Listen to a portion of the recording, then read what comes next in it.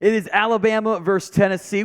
You should know what that means if you're an Alabama football fan. So our first question today, before we get today's show going, will Alabama light up these cigars on Saturday because they beat Tennessee? Y for yes, N for no. If you don't type in yes, I don't know what you're doing here.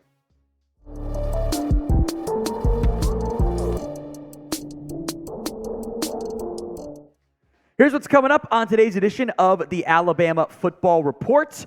Nick Saban has talked about the left tackle position, what the team could do with that spot moving forward. Could they play JC Latham there? He answered that question. We'll talk about last year's painful, frustrating, disappointing loss to Tennessee that really kind of changed the outlook for the Crimson Tide season. And we have some injury news on Trezman Marshall. First up, this question has been posed by several. Should Alabama move JC Latham to left tackle? After all, Kaydn Proctor has been a problem.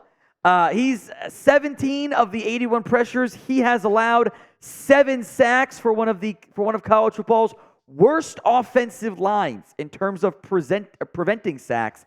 The Bama offensive line is ranked 126th in sacks allowed this season. That's on the per game rate. They've allowed 31 so far this year. There are 130 schools. It's a bottom 5 pass blocking offense right now based on sacks allowed. That is terrible. And oh, by the way, you're facing a very dangerous Tennessee front 7 this week. That's a concern. All that season talk about the offensive lines, preseason talk, I should say, the O-line's going to be great, they're going to carry us, et cetera, has not materialized yet. Probably raise some concerns, shouldn't it? So we're going to go in depth with what Saban said and my own thoughts about playing Latham or what to do overall at left tackle. But what is your confidence level right now in this offensive line? Scale it for me from 1 to 10. 1 on the low end, 10 on the high end. If an ad happens to play here on YouTube, it's a great time to go get your answers in for that one and the one at the start of today's show. Here's what the head ball coach, Nick Saban, said about moving JC Latham to left tackle. I guess you always hope that if we move the right tackle to left tackle, that would make everything better. But I guess the question you also have to ask yourself is, would that make us any better at right tackle? Or do you just try to attack the solution of trying to get the left tackle to play to the standard that you need him to play without making multiple changes to the offensive line? We can have a debate about that. Nobody really knows the answer to that. But we have made a commitment to try to keep some stability with the guys where they're playing and get the guys to play left tackle better. I think JC Latham could absolutely play left tackle. I think theoretically he's fine over there. But Saban's absolutely right to raise that other angle of it. If Latham moves to left tackle, who's your right tackle? Aren't you still just putting Kaydn Proctor on the right side?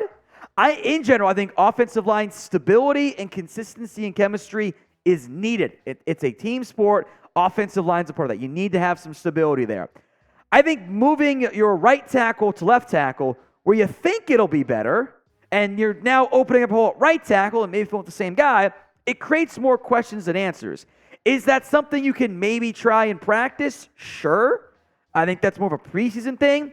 In general, I am not a very big fan of trying to fix one problem, one hole, by creating a second one. That's one step forward, one step back if you're kind of lucky. Unless they are convinced Proctor would be way better at right tackle or Dalcourt or whoever it would be, which I don't think is a great answer either.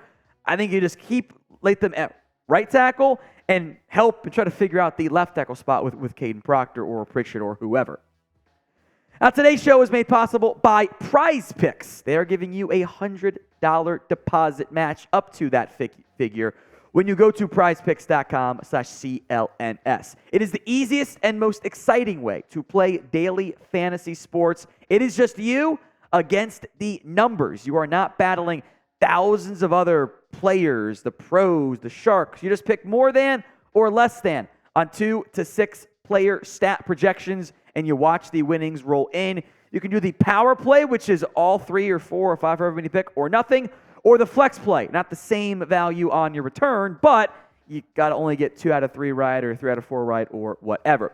College football ones will be available later this week. My NFL picks. Give me at least one Tyreek Hill touchdown. Feels like it's a good good choice. That kind of happens a lot this year.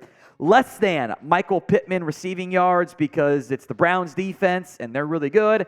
And more than Lamar Jackson passing yards against the Lions.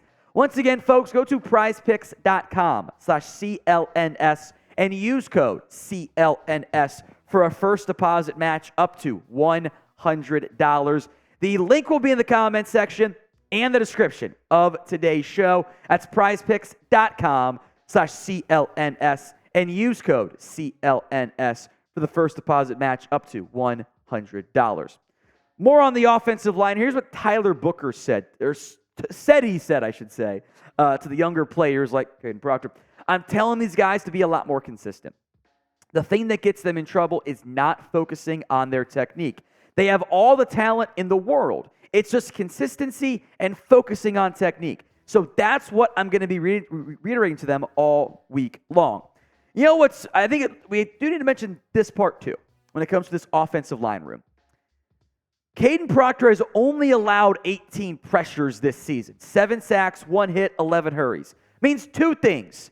A, when he gets beat, he often gets beat quickly, and your quarterbacks, and that includes that disastrous Ty Simpson game in terms of sacks, are not doing a good enough job of avoiding sacks, avoiding pressure. It's not just on the offensive line.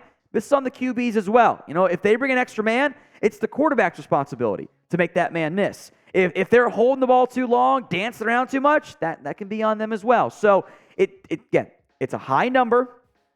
It's too high. You need to get better play out of Kaydn Proctor. Back to the initial topic at hand here. Where do you think JC Latham should play? LT for left tackle, RT for right tackle. Sound off in the comments. It is Bama versus Tennessee this week, and I feel bad that producer Chris has to talk about last year's game again. That was a heartbreaker. You know, maybe they find their way into the college football playoff if they don't lose that game. And in a high-scoring affair, because there were a couple big reasons why you lost that game, penalties were a problem, and they've been a problem this year too. 17 penalties for 130 yards. It is really tough to win football games at any level when you have 17 flags. Included, by the way, was the game-changing INT from Kool-Aid McKinstry that was negated because of pass interference. I still have thoughts on that for a couple reasons. One, yes, there was contact. I don't know if it was enough to throw the flag, but what really bothered me with it came out so damn late. I mean, the official is right there in front of the receiver. He does not move to grab the flag out until McKinstry's downfield. So why was it so late, right? Yeah, you had the Will Reichard miss that killed you. You scored 49 points, should have won that game. Your defense had no answer for Jalen Hyatt. Good news. There's no more Jalen Hyatt on that side of the football. Here's what Kool-Aid McKinstry said this week about that play, the interception that was negated in the loss. I haven't looked at that play since the Monday after the game, after we watched the film with Coach. That's last year. I'm focused on doing what we need to do to execute and play fast, physical as a defense this week. I haven't really gone back and looked at it. Good. By the way, this defense is much better than what they were last year. Now, Joe Milton, I think the game plan is going to be kind of similar. Air it out downfield, Joe Milton. That guy has a howitzer. It is one of the strongest arms, not just in college football, but in football, period. So I would not be surprised if he was able to try to take some shots deep downfield. If they tried to maybe use his legs. He's not the, true Cam Newton type, but he can move a little bit.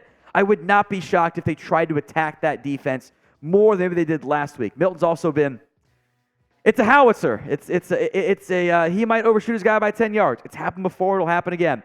One maybe benefit here is that the mostly offensive style that Alabama's about to face, they also faced against South Florida. Alex Goulash, I think I pronounced the last name correctly, Goulash, however you say it, is former Tennessee offensive coordinator, now the head coach at South Florida. So there has been some, updates, some growth on that front. We will be live for the third Saturday in October. Alabama against Tennessee. Myself, producer Chris. Make sure you tune in. Hit that sub button right now. The latest now before we go on the Trezman Marshall injury. He says, quote, I'm feeling great. Getting treatment, trying to heal up and get ready for this game. By the way, there is no update on Malachi Moore. It's all gut feelings. There's no injury reports in college football. And producer Chris, sound off if you disagree with me. I think both those guys play. He thinks so too. We'll see what happens, of course, on Saturday. One more request before we go, and we'll ask you to do it again tomorrow or on the preview on Thursday. We have a Volunteers fan, an alum at Chat Sports. His name is Matthew Peterson. So everyone troll him by spamming FPD in the comment section. He has told me he will either be heavily involved in the comment section or not at all because he can't handle the heat if Tennessee's losing. So spam FPD in the comment section right now.